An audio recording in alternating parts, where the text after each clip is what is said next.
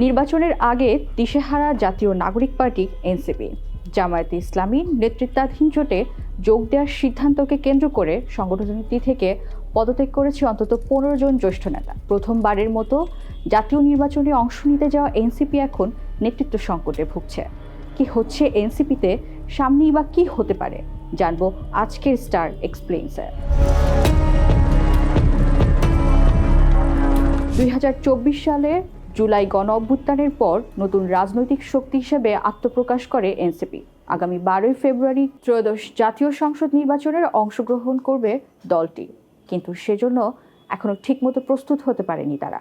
মনোনয়নপত্র জমা দেওয়া হলেও নির্বাচনের জন্য প্রয়োজনীয় কাঠামো এখনো পুরোপুরি গড়ে ওঠেনি দলটির মাঝে। নির্বাচন কৌশল ঠিক করা, ইশতেহার প্রণয়ন সহ গুরুত্বপূর্ণ কাজগুলো থেমে আছে। গত 2 সপ্তাহে এনসিপির অন্তত 15 জন জ্যেষ্ঠ নেতা দল ছেড়েছেন।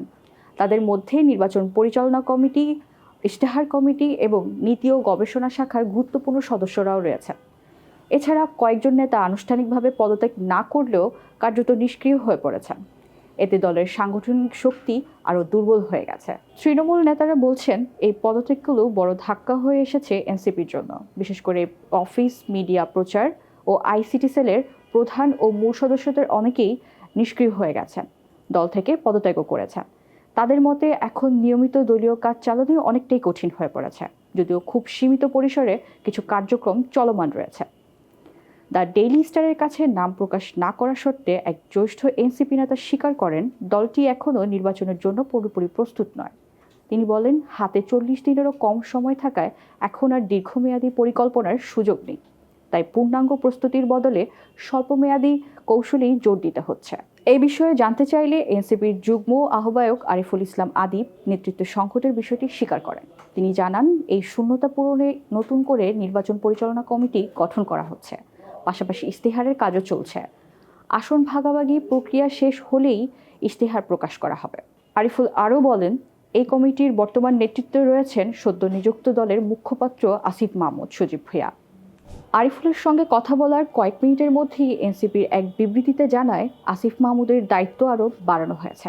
নির্বাচনের তদারকির পাশাপাশি তিনি এখন দেখবেন মিডিয়া, প্রচার প্রকাশনা, ব্র্যান্ডিং, অফিস ব্যবস্থাপনা, জনসংযোগ, সদস্য সংগ্রহ, গবেষণা ও নীতি শাখা সহ একাধিক সেল। ঢাকা উত্তর ও ঢাকা দক্ষিণ ইউনিটের কার্যক্রম সমন্বয়ের দায়িত্ব তার উপর ন্যস্ত হয়েছে। তবে নির্বাচনকে সামনে রেখে জামায়াত ইসলামের সাথে জোট করা নিয়ে এনসিপির মাঝে বিশৃঙ্খলা আরও স্পষ্ট হয়ে উঠছে। জোট নিয়ে আলোচনার চূড়ান্ত পর্যায়ে পৌঁছানোর সময় থেকেই দলের ভেতরে অস্থিরতা প্রকাশ্যে চলে আসে। এর পরপরই এনসিপির সিনিয়র যুগ্ম সদস্য সচিব এবং নির্বাচন পরিচালনা কমিটির সাধারণ সম্পাদক তাসনিম জারা দল থেকে পদত্যাগ করেন। পলিসি ও রিসার্চ উইংয়ের প্রধান এবং ইশতেহার প্রণয়নের দায়িত্বে থাকা খালেদ সাইফুল্লাহও দল ছাড়েন। দলীয় একাধিক সূত্রে জানা যায়, খালেদ সাইফুল্লাহর পদত্যাগের পর ইশতেহার কমিটির কার্যক্রম কার্যত বন্ধ হয়ে গেছে, কারণ নীতিগত কাঠামো তৈরি ও খসড়া লেখায় তার ভূমিকা ছিল সবচেয়ে গুরুত্বপূর্ণ। বর্তমানে কমিটির বাকি সদস্য, মুখ্য সমন্বয়ক নাসিরুদ্দিন পাটোয়ারি ও যুগ্ম আহ্বায়ক সারোয়ার তুষার নিজ নিজ নির্বাচনী প্রচারণায় ব্যস্ত থাকায় ইশতেহার প্রণয়নের কাজ প্রায় বন্ধ হয়ে আছে। খালেদ সাইফুল্লাহ ইশতেহার সংক্রান্ত গুরুত্বপূর্ণ নথিপত্র সঙ্গে নিয়ে চলে যাওয়ায় নতুন করে কাজ শুরু করা কঠিন হয়ে পড়েছে বলে দলটির অভ্যন্তরীণ সূত্র জানিয়েছে। তবে এই ব্যাপারে মন্তব্য জানতে চাইলে খালেদ সাইফুল্লাহ কথা বলতে রাজি হননি। জ্যেষ্ঠ নেতাদের পদত্যাগের কারণে দলের একাধিক কার্যকরী ইউনিটও প্রায় ফাঁকা হয়ে গেছে। মিডিয়া সেলের প্রধান মুশফিকুস সালেহিন, আইসিটি সেলের প্রধান ফরহাদ আলম ভূঁইয়া, অফিস সেলের প্রধান সালেউদ্দিন সিফাত এবং কৃষক উইংয়ের প্রধান আজাদ খান ভাসানী সবাই দল ছেড়েছেন। জোট সিদ্ধান্তের প্রভাব পড়েছে নারী নেতৃত্বের ওপরও। সিনিয়র যুগ্ম আহ্বায়ক সামান্থা শারমিন নির্বাচন থেকে সরে দাঁড়ানোর পর দলীয় কর্মকাণ্ড থেকেও অনেকটাই দূরে সরে রয়েছেন।